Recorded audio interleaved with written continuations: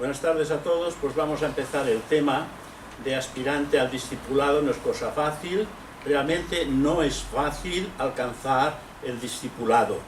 A veces las personas, los miembros de la sociedad piensan que somos discípulos. En realidad no lo somos, somos aspirantes al discipulado. Ser discípulo es algo muy grande que hay que alcanzar mediante sacrificio de la personalidad. Es importante tenerlo esto en cuenta. Somos aspirantes. Aspirantes es algo interesante porque aspiramos a alcanzar el sendero del discipulado. Entre muchas definiciones concernientes a lo que es el discípulo, la más adecuada y significativa lo señala como una persona que es eficiente, un ser que significa controlarse a sí mismo, controlar el propio mecanismo y la propia vida también en general. En una marcha ascendente, y la persona eficiente puede incluso imponer pausas a su actividad y también producir resultados. Actúa el aspirante como, digamos, una dinamo espiritual y crea situaciones, actividades en lugares distintos. También es una carga de energía psíquica mediante sus pensamientos, palabras, acciones y entusiasmos. Hace que los seres humanos funcionen en muchos y distintos campos e inicia causas que fomentan la evolución de las personas. Un discípulo es capaz de pensar, hablar y actuar independientemente sin servir a los intereses de partidos o grupos partidistas. Es capaz de guardar silencio, renunciar y desaparecer. A menudo se le reconoce por lo que no hace o dice, o siquiera lo que piensa. Es incapaz de someterse a connivencias y sobornos y mantiene despejada su propia mente. Su eficiencia aumenta por el hecho de que sus normas son de orden elevado, universales y progresistas. Esto le brinda la posibilidad de inspirar a las personas para que éstas se empeñen en satisfacer nuevas normas de pensamiento, sentimiento, palabra y acción. La eficiencia es una característica del alma humana. Cuando una persona es más alma, es más eficiente en su ayuda para que el mundo avance y progrese. Veamos ahora el mecanismo en el que el estudiante debe emprender para aprestarse a aprender y conocer. Antes de que aprenda, hay muchas cosas que debe de hacer. Tales como, por ejemplo, aunque os parezcan simples, son indispensables para ser un aspirante al sendero. Antes tiene que saber, aprender y trabajar en el aseo de su cuerpo. Después, despojarse del mundo negativo de pensar, de su forma negativa de pensar. Tercero, ejercer control sobre su boca y su lengua, si es posible. Y cuarto, disciplina a despejar su mente antes de emprender el sendero de aspirante. Aspirante es empezar por abajo para alcanzar a su debido tiempo el discipulado. La teosofía nos dice que después de que se logren estas cosas que acabo de mencionar, al estudiante se le podrá impartir un conocimiento más elevado, es decir, superior. Lo contrario deformará cualquier conocimiento y lo usará para su propio interés, lo cual va en contra de su verdadero progreso, o no será capaz de recibir el verdadero conocimiento superior. aunque piense que lo está recibiendo. En el último caso, el conocimiento superior le causará una profunda decepción durante el tiempo de esta real necesidad o prueba, porque evidentemente todo es contrario a lo que él siente y piensa, porque este conocimiento superior rompe con todos los cánones de lo que es una personalidad. Si un profesor o un instructor imparte conocimiento superior antes que el estudiante esté preparado, la consciencia de éste no crecerá y su personalidad se hinchará. El ego realmente ascenderá y se hinchará de tal manera que el individuo creerá que está por encima de todo este conocimiento superior que la teosofía le brinda gratuitamente. Su consciencia permanecerá vacía. Uno de los pasos necesarios para estar preparado consiste en que el estudiante debe darse cuenta de que él no sabe, de que él no conoce. Deberá ver su vacío interno espiritual. A veces darse cuenta de ello cuesta entre 50, 60 o 70 años. La vanidad es una niebla densa. Cuando esta desciende sobre su consciencia de una persona, se queda largo tiempo y evidentemente afecta todas sus relaciones. El paso siguiente que el estudiante deberá dar es hallar un instructor real, someterse a él y vencer dos dificultades. Debe de adquirir discernimiento o discriminación, que es la aptitud para efectuar elecciones correctas, así como la humildad, que es la aptitud para vencer la propia vanidad o la falsa creencia de que él sabe. Es dable y posible preguntar qué ocurre si alguien encuentra un libro en el que se da conocimiento superior. Lo compra y empieza a estudiarlo. Es posible que piense que no necesitará renunciar a su vanidad, desarrollar humildad ni someterse a un instructor que hace la función de profesor o instructor.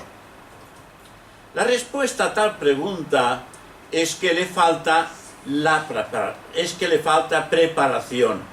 La vanidad y la ceguera, o la ausencia de discernimiento o discriminación, son elementos que hacen imposible comprender el libro. Si uno trata de comprender el libro, su falta de preparación, su ceguera y su vanidad producirán en su mente aquellas condiciones en las que el conocimiento acrecentará su falta de preparación, su ceguera y su vanidad. También lo convertirá en una persona peligrosa en el mundo, una fuente de deformación, un mal ejemplo, un impostor y una persona que digita a la gente para su propio interés.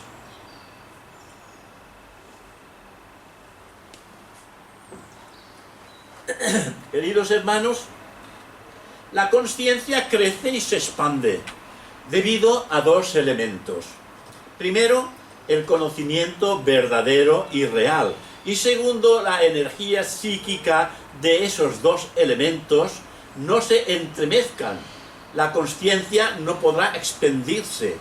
Debemos recibir conocimiento y la energía psíquica deberá ayudarnos a asimilarlo.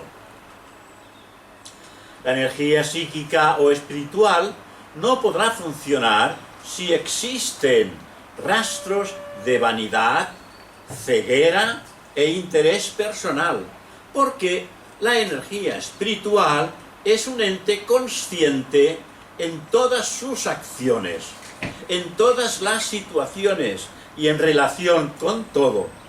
es el Espíritu Santo que lo invade todo. Funciona como fuego. Si lo ponemos en un recipiente equivocado, lo reduce a cenizas. Pero si le proporcionamos un recipiente adecuado, nos sirve de muchos modos. Podemos leer muchos libros, podemos escuchar infinidad de conferencias y quedar exactamente como somos, sin cambio alguno. Pero un día, de repente, comprendemos unas pocas palabras durante unos pocos minutos. Esto es el contacto de la energía psíquica o espiritual. Siempre que la energía espiritual hace contacto, se produce luz. Mediante la aplicación de esa luz, el estudiante se prepara y se somete a un maestro con humildad y con el conocimiento de que él está vacío de todo este conocimiento superior. Ya sabéis y conocéis esa famosa frase de cuando el discípulo está preparado, el maestro aparece. A veces, cuando un maestro ve que tenemos motivos puros, pero que carecemos de preparación, actúa como un profesor para cultivar en nosotros la preparación. Una vez que aceptamos nuestra falta de preparación, él se transforma en un instructor correcto y se relaciona a un nivel diferente, dándonos instrucciones superiores. La elección correcta se relaciona siempre con la preparación. Si la preparación se realiza en el nivel, digamos, necesario, la elección será siempre correcta. También están los que rechazan la idea de un maestro debido a su vanidad, su orgullo y su ignorancia.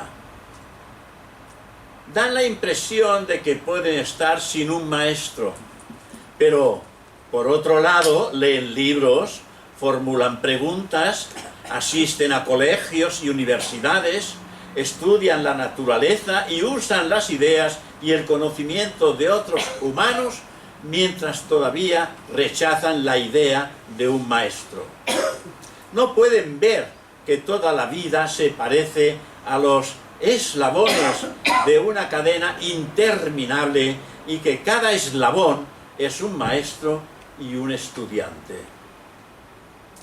Es lamentable que existen personas que se adhieren a la sociedad teosófica, a la teosofía directamente, y que al cabo de un tiempo se separan de esa organización, porque creen que están por encima de los conocimientos que se transmiten. Y no han comprendido que hay personas que son atrevidas en el lanzamiento de las enseñanzas y que lo que quieren es dar lo poco que saben a todos aquellos que no saben. Y entonces es cuando realmente dicen pocas cosas de verdad, dicen estos individuos, porque parece ser que esto ya lo tenemos nosotros interiorizado en nuestra mente, cuando en realidad desconocen los auténticos motivos de lo que es el conocimiento superior. A veces se utilizan instrumentos de aspirantes que están trabajando seriamente, pero que no tienen la capacidad todavía de recepcionar y dar estos conocimientos de tipo superior. En este concepto, cada maestro o cada uno de nosotros es un maestro si conoce y puede impartir su conocimiento hasta un cierto punto. Y cada cual es un estudiante si es capaz de asimilar el conocimiento de los eslabones superiores y satisfacer las necesidades de los eslabones perdidos. Pero también tengo que decir que aquellas personas que de alguna manera en su vida han podido eslabonarse en esa cadena interminable que nos une a la gran fraternidad blanca, ellos siempre tienen la oportunidad en nuevas encarnaciones de volver nuevamente a hacer esa petición. No quiere decir que el haberse salido será para siempre, sino que temporalmente, porque lo que tienen que hacer a partir de estos momentos es trabajarse en descender los grados de vanidad y de orgullo que esa personalidad todavía posee. La preparación, como antes hemos dicho, es indispensable. La mayor parte de todos nosotros como seres humanos adolecemos de estos defectos y que a veces pensamos de que realmente aquello que recibimos es muy poca cosa, cuando lo más importante es recibirlo en el silencio y en el corazón, porque es cuando la luz ilumina nuestra mente, es cuando la mente ve con más claridad el contenido de tales enseñanzas.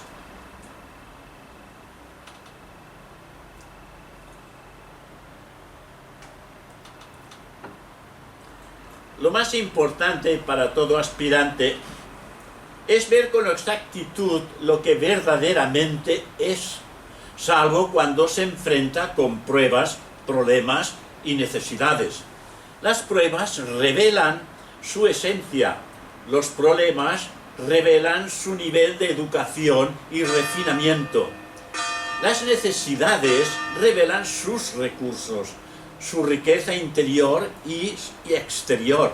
Una vez que recobramos el buen sentido y nos encontramos tal y como somos, entonces el maestro real podrá ayudarnos. Algunos estudiantes, aspirantes y estudiantes, piensan que el maestro debe hacerles comprender la enseñanza. Esto es imposible. El maestro da el conocimiento, pero es el estudiante quien debe de efectuar esfuerzos para comprenderlo. Para comprender la enseñanza, uno debe de practicarla y tratar de vivir de acuerdo con ella, de acuerdo con la enseñanza que se está dando. Las enseñanzas importantes de un maestro dan gran valor a la sencillez, a la alegría, al amor, al entusiasmo y al ser.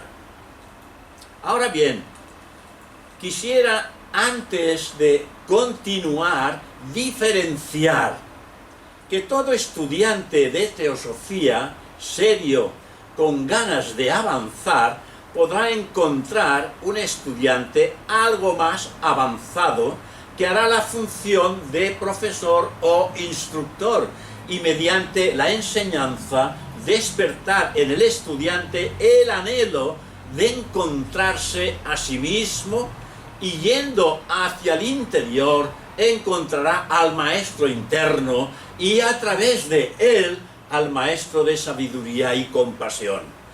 Tiene que darse cuenta el aspirante que no hay un maestro que lo está esperando. Tiene que darse cuenta de que hay entidades que están por encima de él estudiando estas mismas enseñanzas y que esa luz ha iluminado su mente y que él ha encontrado respuestas a sus propias inquietudes. Y a esas respuestas él puede perfectamente dar a conocer a aquellos que empiezan el fruto de su comprensión. Y después, evidentemente, este aspirante ya a discipulado podrá enfocarle la vida hacia el conocimiento de sí mismo, es decir, dar la vuelta hacia su propio interior y averiguar realmente quién es él, por esta famosa frase de ¿quién soy yo? Sus expresiones son claras y sencillas, dispuestas siempre al nivel del estudiante. También el estudiante espera sencillez y claridad, y también la espera de todos los estudiantes en lo que concierne a los pensamientos, palabras, expresiones en ellos. Un profesor o instructor verdadero crea una atmósfera de alegría y amor en la que resulta posible la asimilación del conocimiento y le entusiasma su tarea y el tema que está enseñando. Esto le permite al estudiante absorber la enseñanza.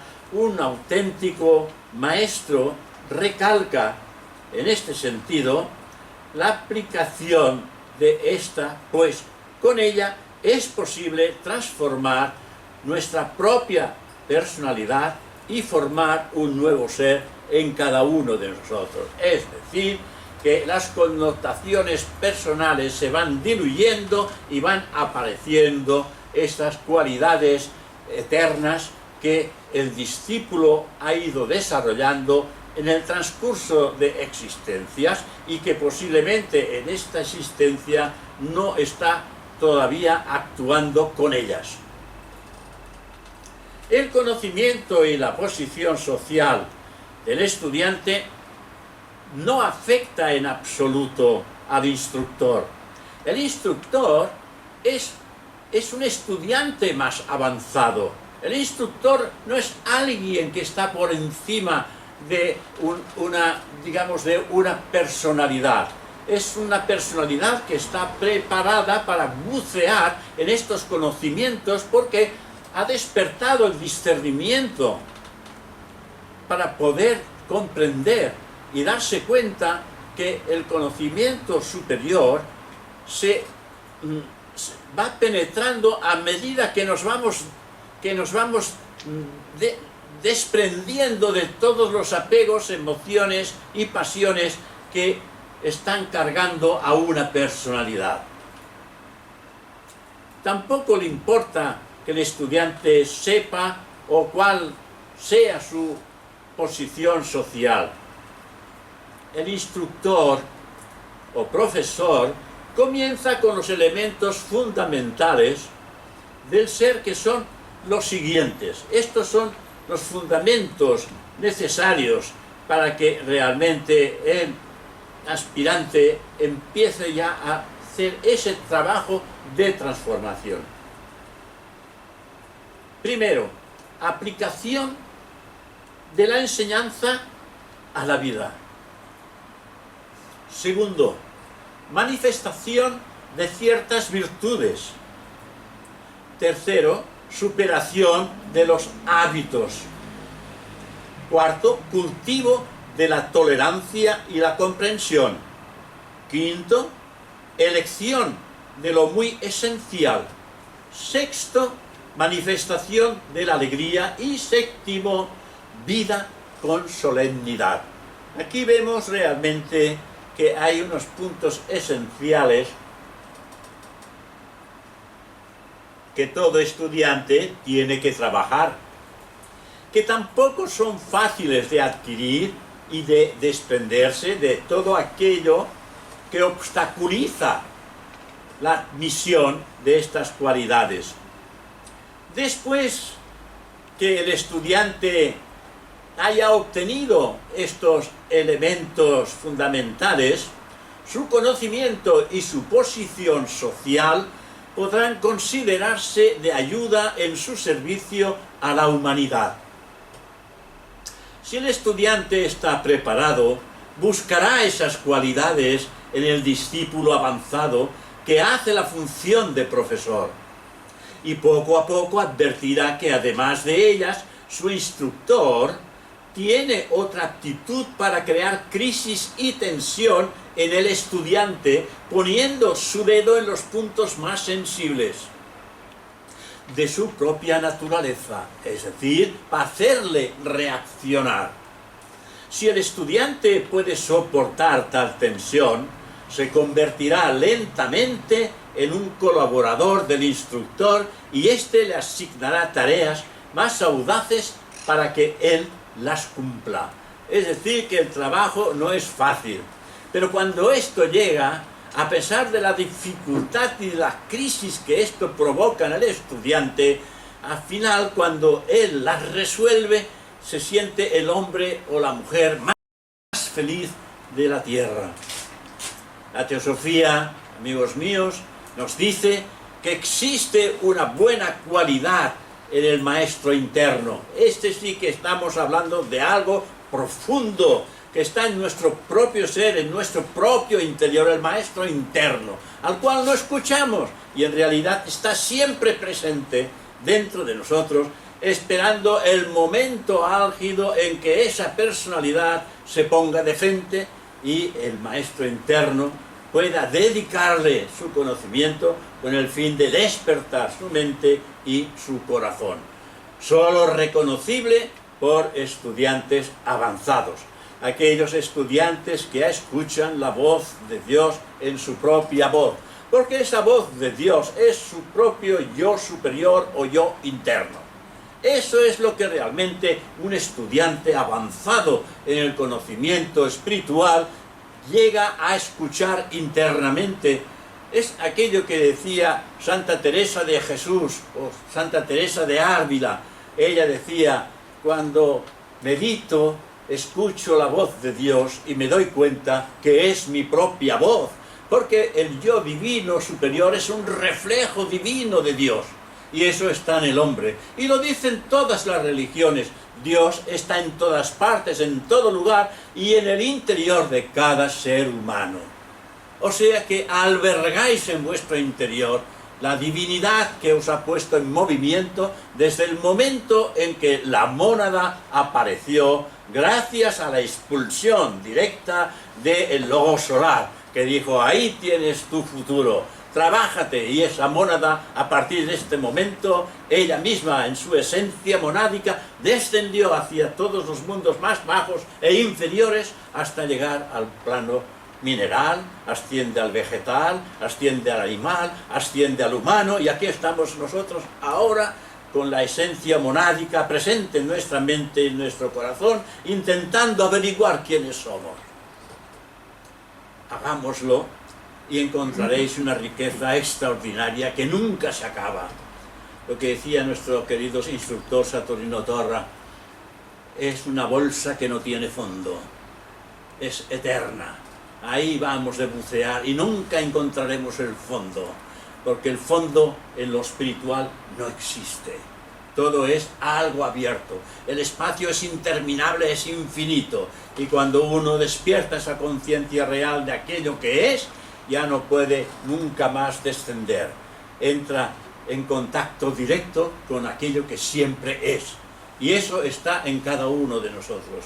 Me recuerdo que en una ocasión le pregunté a don Antonio Alonso, un instructor en aquellas épocas de los años 20, le dije: me gustaría que me contaras, si lo crees prudente, le dije, cuáles han sido tus mejores experiencias dentro del estudio de la teosofía. Y él muy amablemente me contestó: mira, José, yo ya soy muy anciano, pero te puedo asegurar que en una próxima existencia laboraremos hombro contra hombro por una noble y justa causa. Y referente a la pregunta, tengo que decirte que yo no soy yo, sino tú.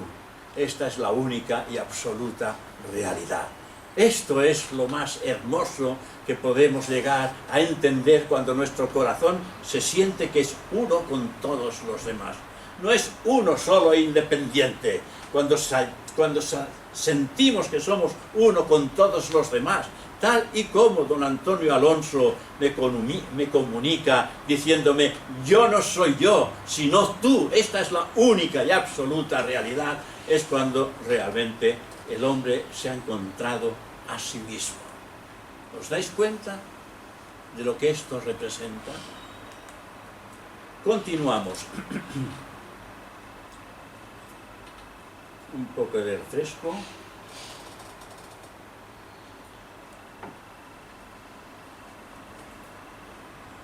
La teosofía nos dice que existe una buena cualidad en el maestro interno, solo reconocible por estudiantes avanzados. A esa cualidad se la suele llamar de diversas maneras: abundancia o profundidad. Esta cualidad muestra que el maestro no es un ser superficial o una sola faceta de una sola faceta, sino que es multidimensional y su profundidad no puede ser alcanzada. siempre es capaz de abrir nuevas ventanas, puertas y dentro de nuestro ser y hacer que nos encontremos con los diferentes lados de su propia individualidad. Asimismo, cuando empezamos nosotros a creer que realmente nos conocemos, Él nos hace comprender que realmente no nos conocemos. Al parecer, se nos dice que hay 5 tipos de estudiantes. Primero, los que están llenos de inercia mental y necesitan ser empujados regularmente a moverse hacia adelante. Segundo, los que se esfuerzan pero no adelantan. Los que aprenden pero se quejan. Los que oyen todo pero no cambian. Quinto, los que mejoran sistemáticamente con sentimientos de gratitud. Ahí vemos realmente que hay un avance, que van progresando en el conocimiento de lo que es la enseñanza oculta. Estos 5 tipos de estudiantes necesitan 5 aproximaciones diferentes. Cuando nuestra rama o grupo esté compuesto por varios tipos, deberemos de ser genios para hablar y ayudar a todos los diversos tipos mencionados. Quienes tienen inercia tienen obstáculos, y estos obstáculos deben de ser eliminados. Quienes se quejan no serán capaces de aplicar el conocimiento en sus propias vidas. Estos deberán de aprender que la queja crea en ellos rechazo a la aplicación del conocimiento que han recibido gratuitamente. Habrá que inspirar a quienes sistemáticamente mejoran, inspirarles, ayudarles para que realmente mejoren su propia calidad de búsqueda en el conocimiento interno. Mejoran para que puedan avisorar el infinito y la humildad. Un estudiante bueno se atiende también a requisitos verdaderos. Primero, no acude por curiosidad a un profesor o instructor, sino porque quiere entrar en el sendero. Sabe o comprende que el sendero es angosto, difícil, lo cual significa que es un sendero de disciplina. Como todos nosotros, él desea intensamente impulsarse ardientemente hacia su propia transformación. ¿Por qué? Porque siente la necesidad de cambio. Y al tener esa experiencia, ni la vida corriente, ni las condiciones de ésta le permitirán conseguir lo que él está buscando, lo que él quiere. Ya es un buscador. Es feliz en la fricción, porque tiene que cambiar. Su personalidad es sacudida, es paciente cuando no se le da la ocasión para que demuestre lo que él logró, porque la paciencia evidentemente es una cualidad que no es comprendida normalmente por la personalidad. A su instructor o profesor no le oculta sus sentimientos, pensamientos y motivaciones, por más amor y respeto que tenga hacia él. El buen estudiante no se apega emocionalmente a este, sino que procura aprender a ser independiente y a pensar por sí mismo. Un profesor estimula a su estudiante a esforzarse y elegir un campo de servicio en el que aplique su sabiduría, su conocimiento y sus logros.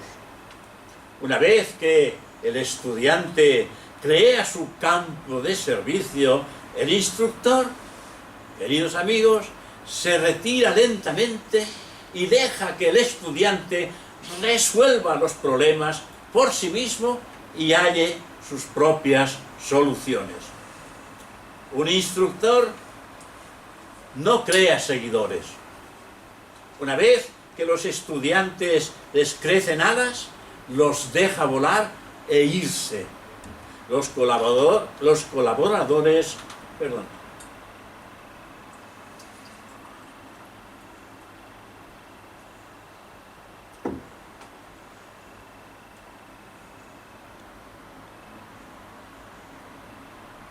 Como es domingo y no tenemos compromisos, me permito estas pequeñas pausas con el fin de refrescar mi boca, porque esta ya es vieja y también se cansa.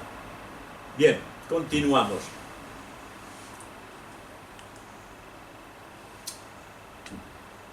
Los colaboradores podrán ser creados cuando el profesor deje que sus estudiantes trabajen independientemente en sus propios campos. Un verdadero maestro nunca mira a sus estudiantes como si estos fueran inferiores a él. Los mira como héroes futuros, que se comprometerán en un trabajo más importante en favor de la humanidad. Cuando el estudiante se esfuerza en obtener logros, se abstiene de usar sus conocimientos para explotar a los demás. El maestro asigna los niveles para que el corazón del estudiante esté preparado. En cada época, los grandes maestros construyeron los peldaños de la escalera de ascenso hacia el infinito, valiéndose de sus propios logros, adquiridos por sus propios méritos y esfuerzos, y su propia creatividad. Cada maestro es resultado de la energía acumulada de los logros pasados y del esfuerzo hacia lo que se pueda ver en el futuro. Siempre he dicho lo mismo, que el maestro no puede hacer el trabajo del discípulo y menos el del estudiante, porque si lo hiciera, todo mérito sería del maestro, ni del estudiante, ni del aspirante. Y lo que trata el maestro es que los logros deban de hacerse a través del propio estudiante, del propio aspirante, para que los méritos sean propios y suyos y no del maestro. El maestro ya ha logrado lo que realmente se propuso en su día. Ahora él comprende, porque está más allá de la mente y está en contacto directo con el mana superior, el buddhi, y con el corazón, que es realmente la faceta más importante donde se alberga la sabiduría y la compasión. En su enseñanza dirigida a los estudiantes, el maestro aplica un método en espiral, hacia arriba. Recalca los principios fundamentales en espirales cada vez más elevadas y a veces da la impresión de que las repite, pero cada espiral conduce al estudiante hacia el infinito. Es decir, que cada espiral es superior a la dada. Por lo tanto, el conocimiento es más elevado, aunque parezca que se repita. El maestro nunca da la impresión de que los temas que enseña concluyen con lo que él dice o ofrece. Siempre induce a los estudiantes a comprender que el verdadero trabajo de estos comienza más allá de lo que él les da. En cada tema, él abre la puerta hacia el infinito. Ningún tema termina en punto muerto. Ningún tema es usado para estimular a los estudiantes a que lo apliquen valiéndose de los intereses superficiales, que son propios de lo finito. Y cada tema es una guía precisamente hacia el infinito. Quienes una vida tras otra persisten en su esfuerzo, encuentran estos a los verdaderos maestros. Y estos se muestran agradecidos por encontrar a los estudiantes correctos.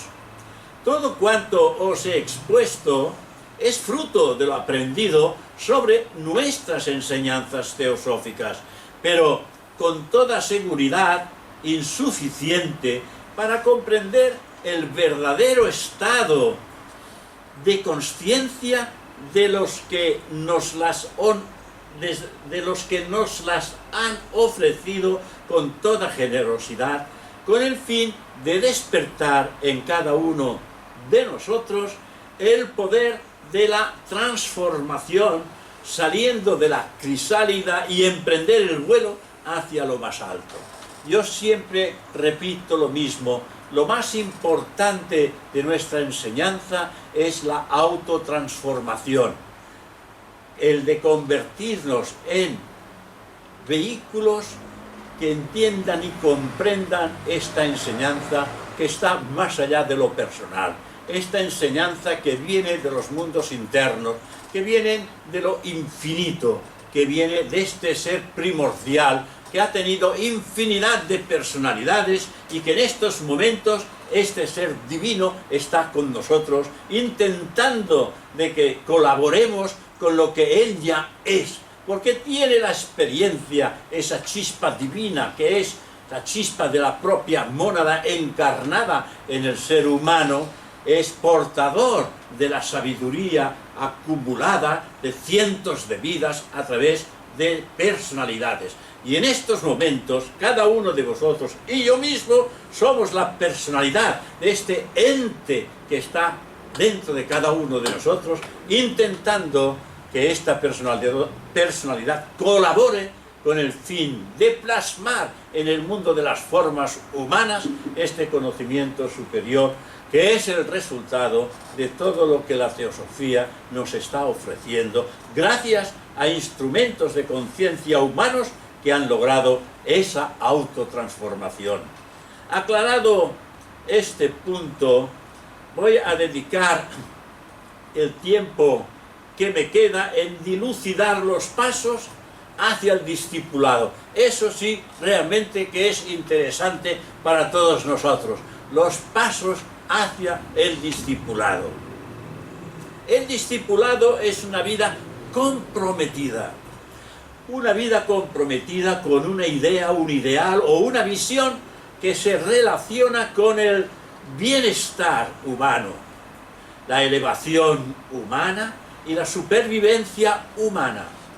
Los discípulos son los héroes que a lo largo de la historia promueven el progreso humano y protegen a la humanidad de los peligros de la ignorancia, la inercia y la destrucción.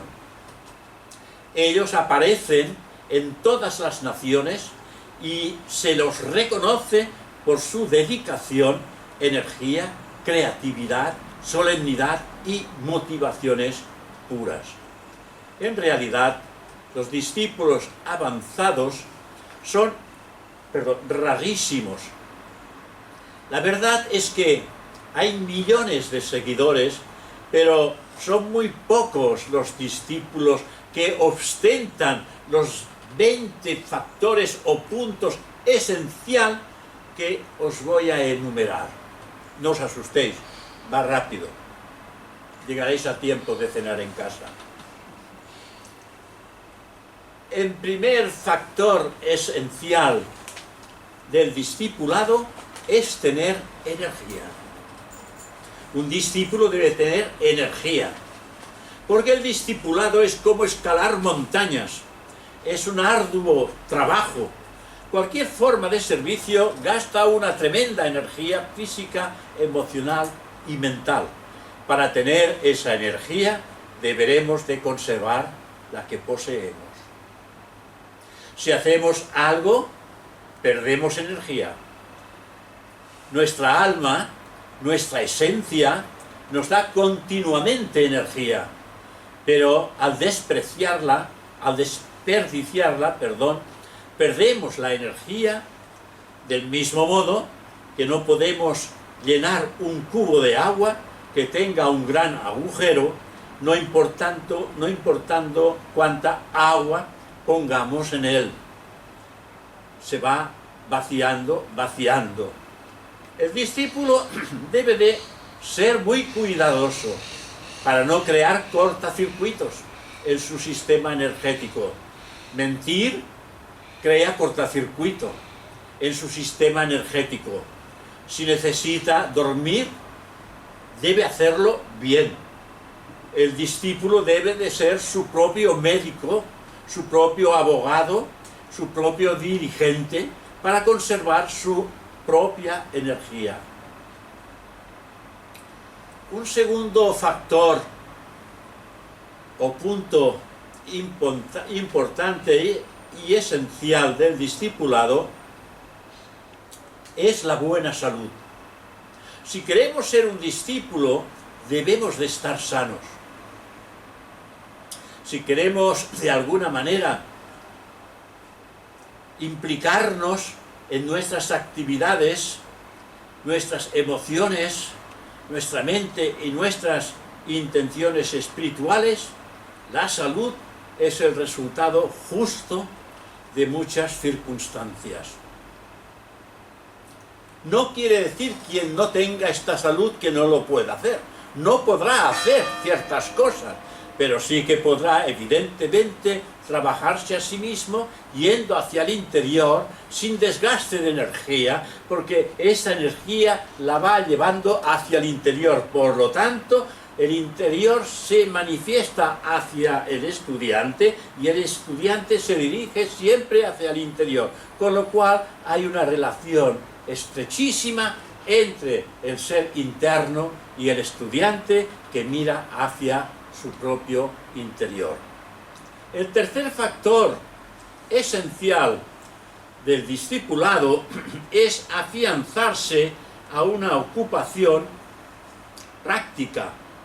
Algunas personas piensan que ser un discípulo significa estar abstraído, pero un discípulo debe ser un puente entre lo más elevado y lo más bajo, entre las tinieblas y la luz, entre lo irreal y lo real, entre el espíritu y la materia. El cuarto factor esencial del discípulo es precisamente la expresión creadora en música, pintura o cualquier otra actividad, puesto que nos ayuda a expresar nuestra energía acumulada, para que no nos congestionemos ni nos consumamos. El discipulado significa acumular energía, transformarla y expresarla de alguna forma creadora. La teosofía es creatividad, y el individuo, cuando se sensibiliza en los mundos esotéricos internos, despierta esta creatividad y la pone a la práctica. El quinto factor esencial es la puntualidad, aunque esto os parezca algo irrisorio, pero realmente la puntualidad es extraordinaria, y ya sabéis que no se cumple la puntualidad en nuestra vida mundana. Cuando quedamos con alguien en una hora determinada, debemos de llegar, si es posible, un minuto antes de la hora. Puntualidad significa que las cuerdas del laúd interno que está en nosotros se encuentran afinadas. Siempre que hay un nerviosismo y nos salimos de tono, somos impuntuales. Esta idea tiene un significado muy esotérico. Cuando se comprende esto, todo cuanto hacemos en la vida, lo hacemos bajo un punto de vista de puntualidad, porque la puntualidad es una cualidad del alma, es algo que realmente cuesta de realizar, porque hay infinidad de cosas que distraen la mente del individuo y el tiempo pasa, porque el tiempo bajo el mundo de la personalidad es inexorable y pasa, y cuando pasó ya se terminó, pasó. Ya sabéis el dicho popular, que el pasado pasa, el presente pasa y el futuro pasa. Y el discípulo dice, entonces, ¿qué es lo que hay? Solamente hay lo eterno, porque lo eterno siempre es. El pasado pasa, el presente pasa, el futuro pasa, solo lo eterno está siempre presente en el ahora. Esto es un poco lo que todo estudiante tiene que trabajarse en sí mismo, porque cuando se dice yo soy la vida, yo soy la eternidad en mí mismo, y debe ver esta eternidad reflejada en esa personalidad que está en el tiempo. Ahora está en el tiempo. Y digo en el tiempo actual, en el tiempo de la hora. Porque cuando digo en el tiempo de la hora, siempre es el tiempo de la hora. Y cuando estamos en ese momento, siempre estamos en ese momento en que todo es posible realizar. El sexto factor esencial del discípulo es evitar a los 5 enemigos del corazón humano, que están presentes en todos los seres humanos, que aún no hemos vencido la personalidad. Es evitar los 5 enemigos del corazón humano: la mala intención, la calumnia, la traición, el chismorreo y la crítica sarcástica. Un discípulo no deberá tener nada en común con estos 5 enemigos. Son como un pulpo. Una vez que te atrapa un tentáculo, los otros tentáculos tratarán también de atraparnos. Es posible que alguien se pregunte, pero ¿cómo podrá uno vivir sin estas víboras? Si escuchas la radio, o miras la televisión, o se leen los diarios, todas estas víboras están allí. Estas 5 víboras son las causas de las máximas enfermedades de la humanidad. Y por eso tenemos un mundo desdichado con quien dice a punto de saltar por los aires.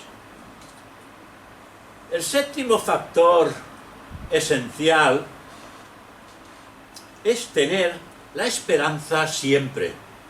La esperanza aporta las cosas que esperamos que lleguen.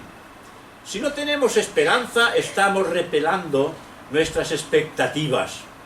La esperanza hace que nuestras expectativas se concreten en nuestra vida. A través de la esperanza se pueden realizar milagros. El octavo factor esencial es pensar siempre para el futuro. Siempre debemos preguntarnos, ¿qué ocurrirá en el futuro si hoy hago esto? ¿Cuál va a ser mi futuro? ¿Cuál será el futuro de mis hijos? ¿Los estoy criando para que se desmanden o para que sean fuente de hermosura? El noveno factor esencial es pensar, hablar, trabajar y crear siempre procurando la unidad. Si vemos separatismo en una persona, esta está muy lejos del discipulado. Necesitará muchísimas encarnaciones para que comprenda que el discipulado es unidad. Los discípulos son personas que trabajan para conseguir la belleza, la bondad, la justicia, la alegría, la salud, la unidad y la síntesis. Mi raza, tu raza, estas son palabras chapadas a la antigua, pero la gente perpetúa aún la idea del separatismo. El décimo factor esencial es no violar jamás los derechos de los demás. El discipulado es nobleza. Un discípulo respeta los derechos de las otras personas, porque sabe que solo respetando los derechos de los demás, él podrá tener sus propios derechos. Desde el principio de la historia siempre se ha dicho cosecharás lo que siembres. Jamás podrás eludir las cosas que hagas a los demás. Esta es la ley de causa y efecto más conocida por el karma. Tal faràs, tal trobaràs, tal harás, tal cosecharás.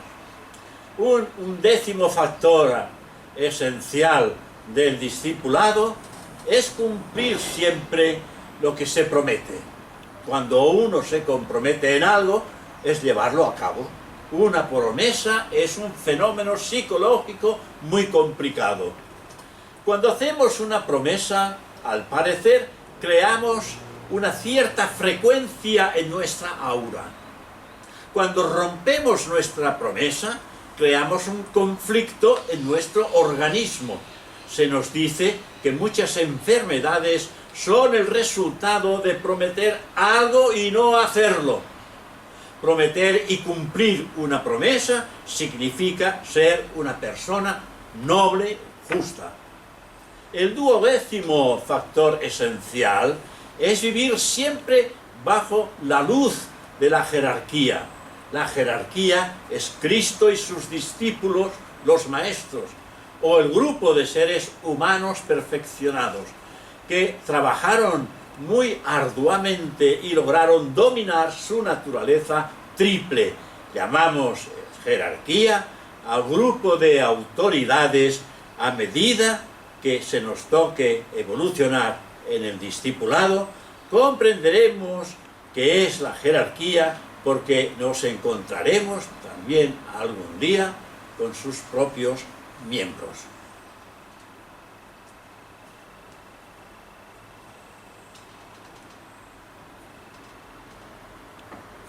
El 13º factor esencial del discipulado es la meditación. Un discípulo debe meditar diariamente. Esto no significa necesariamente que debe ponerse a meditar media hora cada mañana. Lo importante es establecer un ritmo, hacer 1 minuto de meditación y hacerlo cada día rítmicamente es más importante que la duración. Cuando se es un discípulo avanzado, y cuando digo discípulo, estoy diciendo que está más allá del aspirante y del estudiante, del principiante. Es un discípulo, o quizás a prueba, o quizás aceptado. Por lo tanto, es importante establecer ese ritmo, hacer un minuto de meditación y hacerlo rítmicamente. Y cuando se es este discípulo avanzado, efectúa de 10 a 15 minutos de meditación científica diariamente. La meditación no es alucinarse en el estudio de la causa y del efecto. Consiste en formularse preguntas y buscarse respuestas para el bien de la totalidad. El 14º factor esencial es tener tiempo organizado para el estudio. El 15º factor esencial es efectuar un examen nocturno. Todo esto ya lo sabéis porque lo hemos dicho infinidad de veces, pero lo que antes hemos dicho, quizás lo hemos dicho en una espiral más baja que la que estamos diciendo en la actualidad. Pensemos así, lo estamos diciendo en una espiral más alta que la anterior. Por lo tanto, este examen es una disciplina y un discípulo es una persona que se está disciplinando. El 16º factor esencial es amar las dificultades existentes en el trabajo, por difícil que sea. El discípulo no elude las dificultades, las enfrenta y las resuelve, por difíciles que sean. Un discípulo se enfrenta con las dificultades hasta el final y trata de introducir belleza, bondad, justicia, alegría y libertad en la vida, porque sabe que solo las dificultades suscitarán en él mayores posibilidades. Claro que esto es muy difícil en la vida personal de todos los seres humanos, que están evidentemente obligados al trabajo diario, encontrándose con dificultades y también con elementos que dificultan y ponen obstáculos a su propio trabajo. Pero bueno, si vamos desarrollando estas cualidades, estas cosas que son de tipo negativa pasarán deslizándose a través de nuestra personalidad y desaparecerán.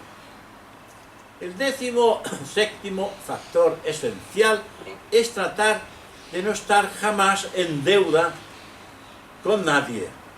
Mientras estemos en deuda con alguien, de algún modo estaremos en déficit.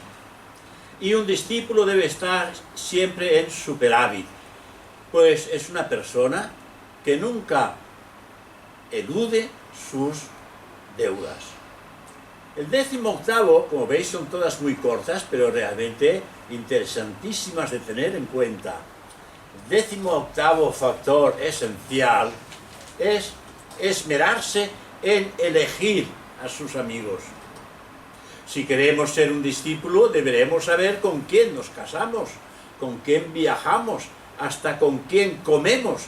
Muchos problemas nuestros se desarrollan porque elegimos a la persona equivocada y muchas veces nos damos cuenta de esto.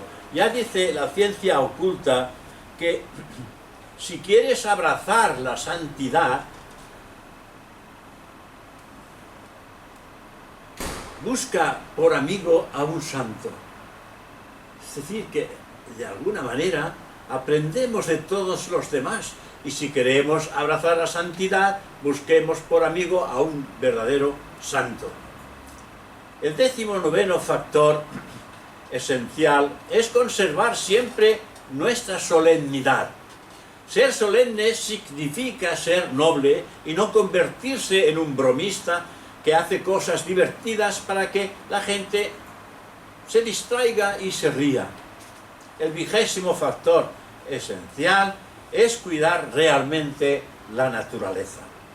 A un discípulo no le gusta que se destruyan los árboles, no le gusta cuando se contaminan lagos y océanos, no le gusta cuando las aves enferman debido a la contaminación del aire. El discípulo cuida la naturaleza como cuida la humanidad, porque sabe que esta es la parte de la naturaleza. Y él está de acuerdo con esta parte de la naturaleza.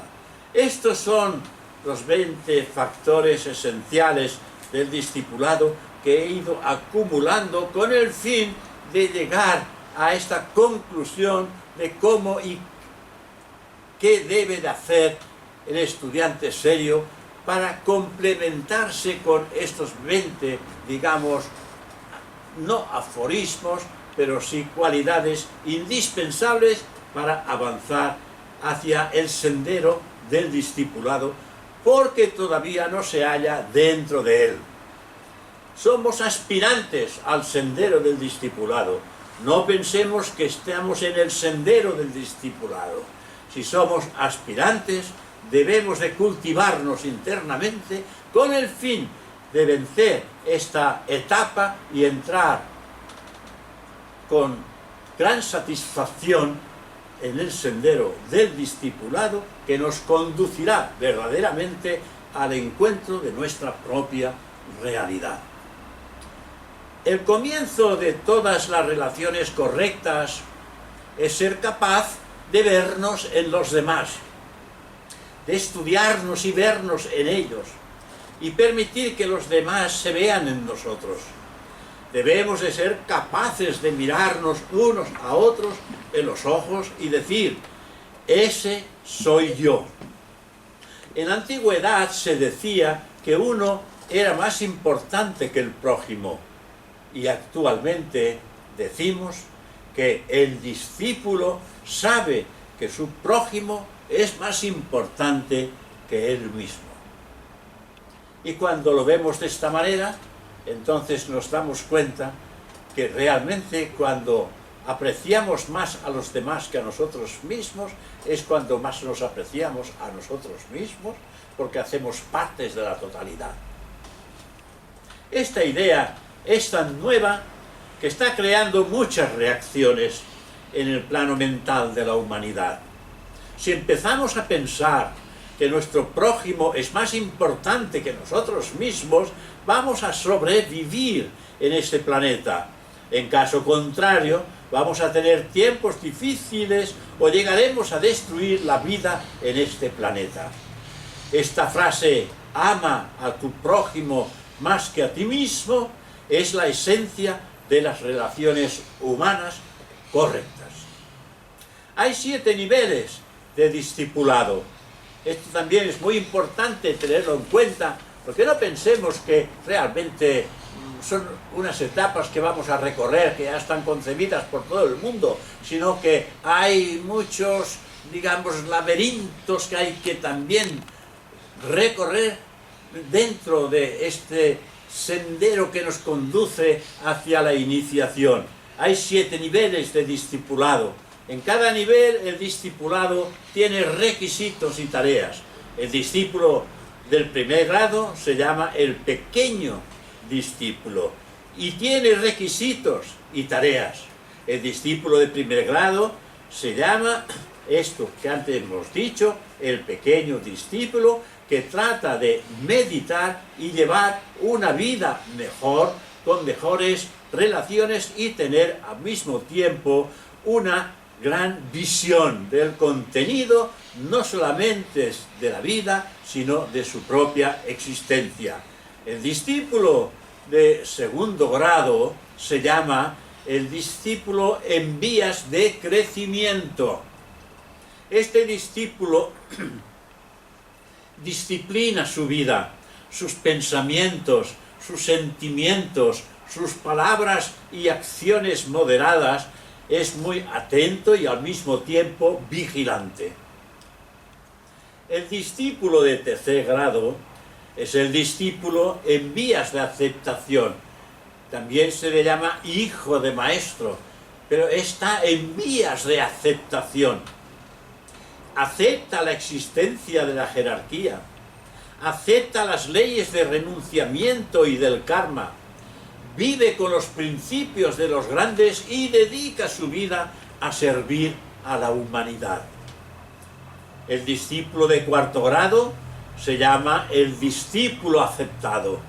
Es discípulo aceptado quien ha hecho contacto con su consciencia crística. Su contacto no es una alucinación, es un contacto real y vivo. Cuando establece este contacto, toda su vida cambia. Su vida llega a parecerse a una gran tormenta de energía que se derrama a través de él y lo convierte en un ser humano totalmente diferente. El discípulo de cuarto grado es muy sensible a las fuentes de inspiración, de las revelaciones, visiones e impresiones. Es siempre una luz progresista, estando en consciencia vigílica o dormido. Para muchas personas el dormir es simplemente una aniquilación. No saben dónde están, ni tampoco quiénes son. Para las personas avanzadas, el dormir no existe. El dormir es continuidad de consciencia. Terminan su labor en un nivel que es el plano físico y luego continúan esa misma labor en las dimensiones emocional y mental, mientras el cuerpo físico está dormido. El discípulo, no he querido decirlo, pero lo digo, porque han logrado lo que se llama la continuidad de consciencia. Es decir, para ellos no hay ni días ni noches, ni nacimientos ni muertes. La continuidad de conciencia le da esa continuidad existente en lo eterno, porque ellos son la pieza que juega el papel de lo eterno en el hombre.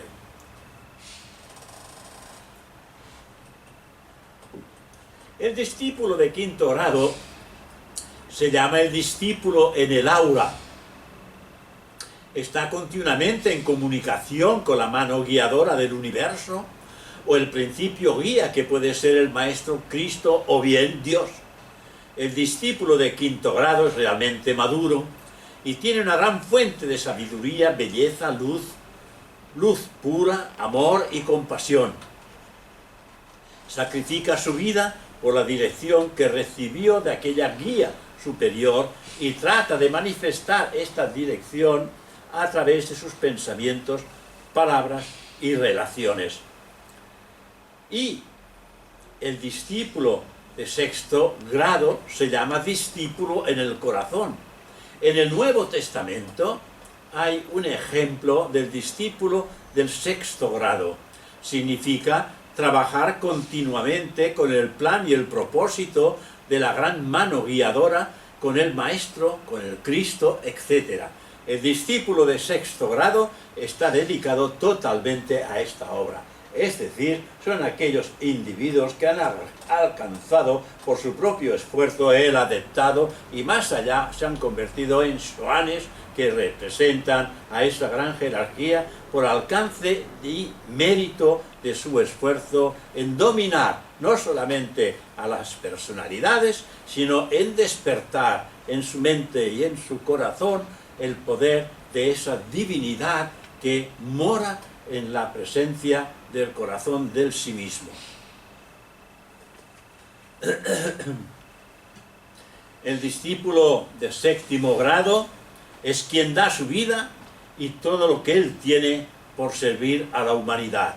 No para servir a un grupo o una nación, sino para servir a la humanidad. El discípulo del séptimo grado piensa que la humanidad es su familia y que no se la puede dividir. Es a su vez un iniciado, posiblemente un iniciado del quinto grado.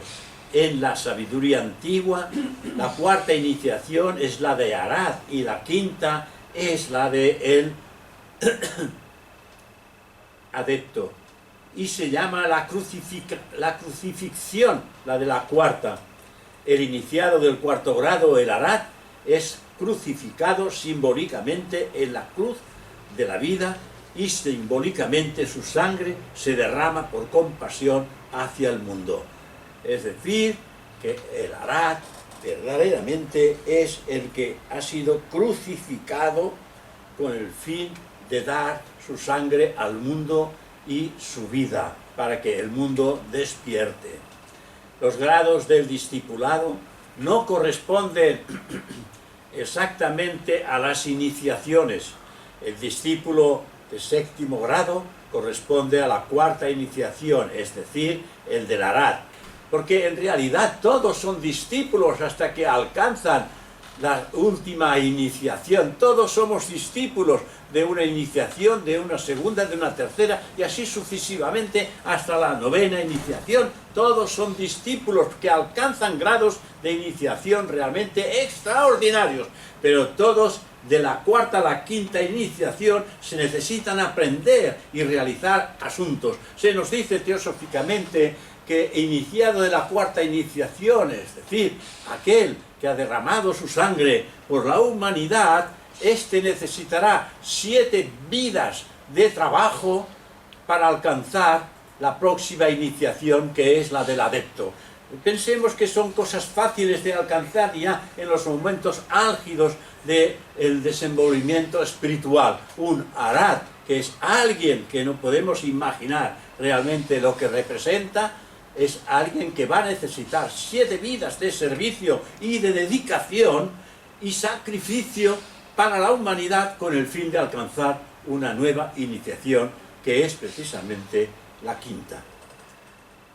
Pero es difícil realizar el estado de maestro. El discípulo es un sendero continuo e infinito y las iniciaciones son como estaciones a lo largo del sendero. Es decir, que las iniciaciones son como estaciones a lo largo del sendero. El discípulo de séptimo grado ya no aboga por sus propios intereses. ni siquiera tiene un interés grupal, tiene únicamente un interés: ayudar a la humanidad de todos los modos posibles, sin distinción ni discriminación. El sendero del discipulado es un desarrollo y una madurez progresivos.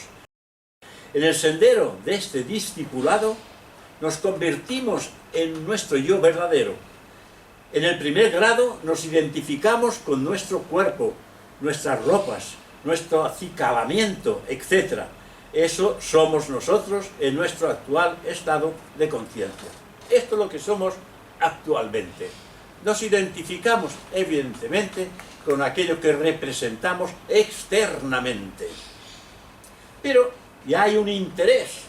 Este interés por la vida superior nos convierte en aspirantes.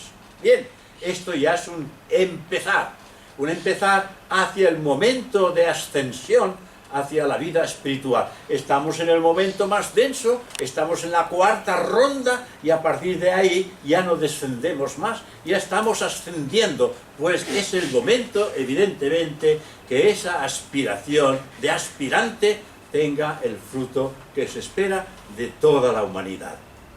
Más adelante nos identificaremos con nuestras emociones, entonces nos identificaremos también con la mente, luego con nuestros intereses, después con nuestros planes, pero llega un tiempo en el que comprenderemos que todas estas cosas ya no son esenciales para nosotros. Nos daremos cuenta de que somos una presencia divina en el cuerpo, que estamos creados a imagen de Dios y que somos una chispa de Dios. Este es un momento de gran iluminación. Comprenderemos que ya no podremos servir a fines destructivos, separatistas o criminales, por lo que nos prepararemos para lo que llamamos la crucifixión. En la crucifixión daremos todo lo que somos y sabemos para servir a la vida única, porque nos daremos cuenta de que el obstáculo y el impedimento máximos de nuestra vida son trabajar en pos de nuestros propios intereses. Si trabajamos para nosotros, perderemos. Si no trabajamos para nosotros, ganamos. Es por esta razón que Cristo dijo en una ocasión que quienes pierden su yo personal, encuentran su yo espiritual. El máximo obstáculo de la vida son los esfuerzos por enfocar la vida en los intereses separatistas. Siglo tras siglo tenemos problemas, dificultades, guerras, miedos.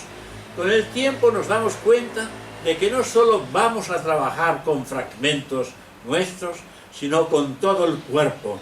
Somos una sola humanidad. Esto lo dijo Cristo bellamente. Yo soy el árbol y vosotros sois las ramas. El discípulo de primer grado tiene 7 requisitos. El primer requisito es ritmo y regularidad. En su estudio, en su meditación y en su disciplina, así como la importancia de la regularidad en la vida espiritual. El segundo requisito es la perseverancia. Perseverancia significa no renunciar, no importa lo que ocurra en el sendero, no importa cuántas veces fracasemos. El tercer requisito es la economía. Seamos económicos, pero no mezquinos. Seamos económicos con nuestro cuerpo, con nuestra energía sexual, con nuestras emociones y pensamientos, pero usémoslos con la finalidad bella. Esto es economía. La economía es distribución consciente y discriminativa de nuestra propia energía. El siguiente requisito es la salud. El pequeño discípulo interno se va a encargar de la salud. Todo cuanto realmente dañe a nuestra salud va a crear un bloqueo cuando avancemos por nuestro sendero. Todo cuanto sea insalubre es un obstáculo en el sendero de nuestra experiencia y advertiremos muchísima invertiremos muchísimo tiempo y muchísima energía para borrar ese estorbo antes de que podamos avanzar por el sendero de evolución.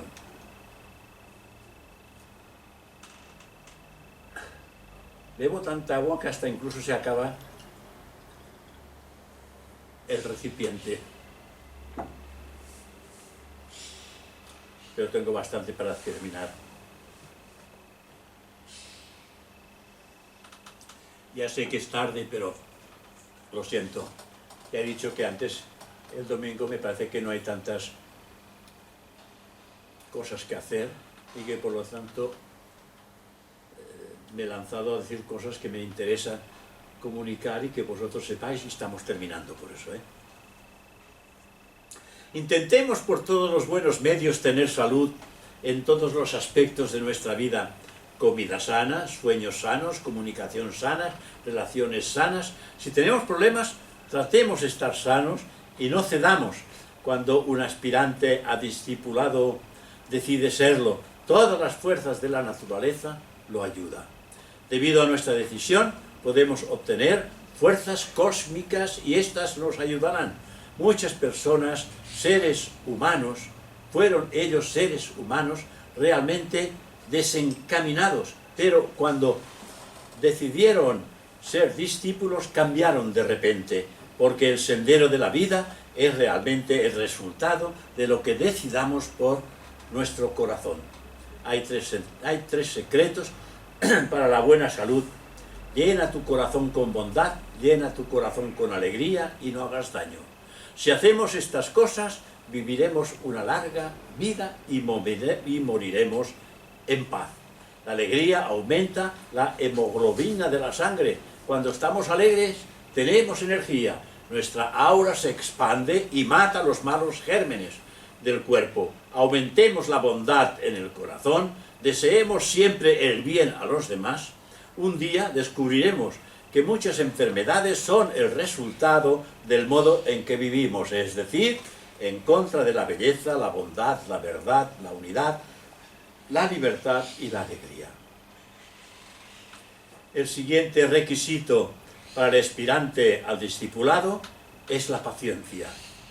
En todo lo que hagamos, paciencia significa darnos un poco de tiempo para que nuestra salud mental empiece a operar en vez de que lo hagan las emociones y nuestros pensamientos.